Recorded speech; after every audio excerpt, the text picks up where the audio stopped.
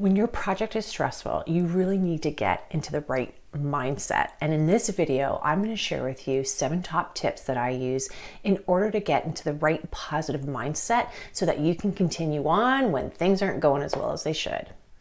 Remember, there is always a solution. I know you're probably going, Adriana, you're lying. Okay, there's no way I see it. I'm promising you there is always a solution. You may not see it immediately, but there always is. And in fact, the more I've been doing this, the more I see solutions quite easily. When I was younger and first starting out in project management, when I came across a major issue, I really felt debilitated by it, but you don't have to be that way. So how do you see other solutions? Don't try to figure it out by yourself. Bring your team together, brainstorm ideas on what it is that you can do. Think about taking what it is that you're trying to achieve and tweaking it a bit. There are ways to go about finding other solutions. And sometimes when you bring your team together and you brainstorm, that's the best way to do it, because there's going to be someone who's going to bring something to the table that no one just thought of, but they have a unique perspective. So don't discount those.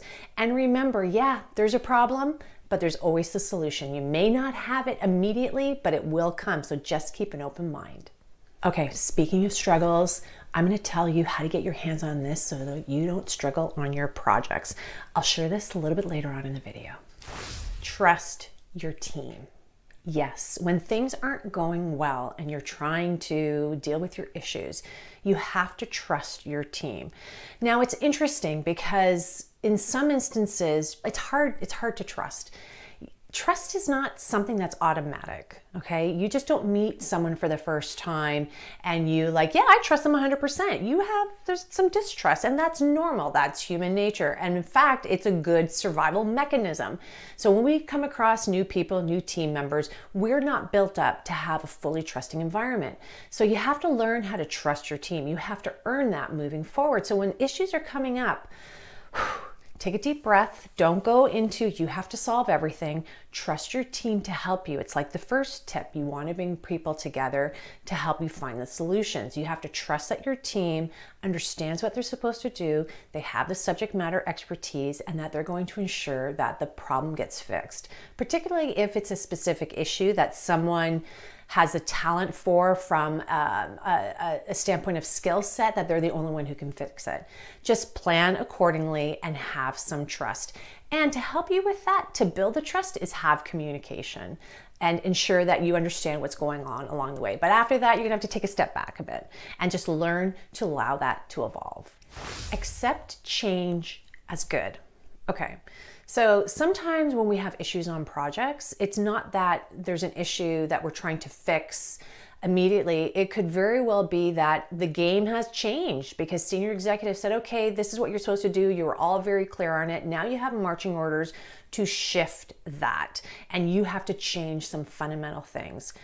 Don't think just because you have your charter and you have your scope template and you have your initial baseline plan that nothing can change. Your project is set in stone. It is not. You have to accept change. You have to be fluid and flexible when it comes to projects, because life is happening around you. And in business, that is so true. There's new strategies, there's new competitions, some new intelligent information that's come through. Maybe there is a change in budget, a change in resources. Who knows what's unfolding, but you have to be flexible to go with it. So learn to accept the change. The best way you can do this so it doesn't create an issue for you is to then sit with your sponsor and your steering committee and go through what those changes are. Really document it, have an understanding as to how it's going to impact your current plan and the time you need in order to get everything back on track with this new change. And really share that as a project manager with your team, because as humans, we're maybe not necessarily so accepting of change. We are creatures of habit. So you're going to have to do some convincing on some of your team members, I bet, that listen, this is okay. It's not our job to pick the strategy. That's a senior executive job. It's our job to make this strategy come to fruition. And if some change has to occur and you've documented it correctly, then accept it. Again, do that with practice. Now, before we get into the rest of the tips, I want to let you know that not only do I have this great free content on YouTube, I also have this. If you want to go to the next step with me and you want to learn more at a premium level, you can enroll in Slay Project Management. It's the exact process I use for all my clients, including all the tools you'll need. I've put the link in the description box below. Now, another really good mindset shift to bring back positivity or to be more positive in your mindset as a project manager is to highlight small wins. Oh my goodness, if we're always focused on the end game and our project is years out, it can be quite draining, and you don't want to do that. You want to shift the mindset of everyone around you. You want to be positive. You want people to feel excited that, yeah, you know what, we have purpose in what we're doing. And by doing that, shifting everyone's mindset, not just yours, to start taking a look at those small wins. Small wins, think about it like this.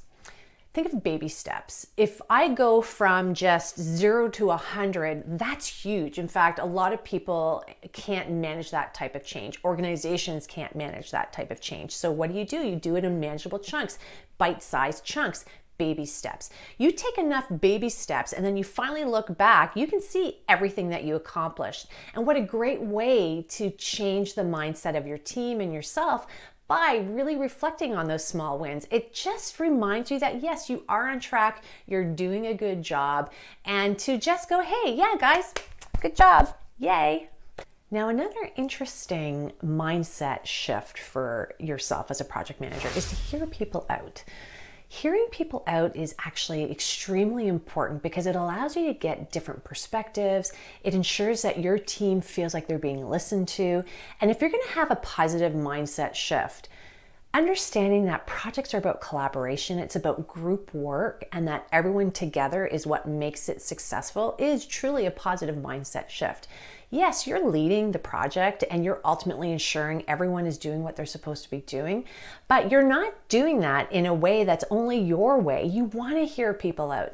I've had some amazing ideas presented by my teams when I take the time to hear them out, make it very inclusive, because that ensures overall positivity in the project, but it changes my mindset as well, that I see more solutions or new ideas I wouldn't have otherwise if I was more stringent in my ways of working, which is a little bit more closed off. So it's about being open as well. But hearing people out on your team is just so important for a positive mindset. Focus on growth and improvement.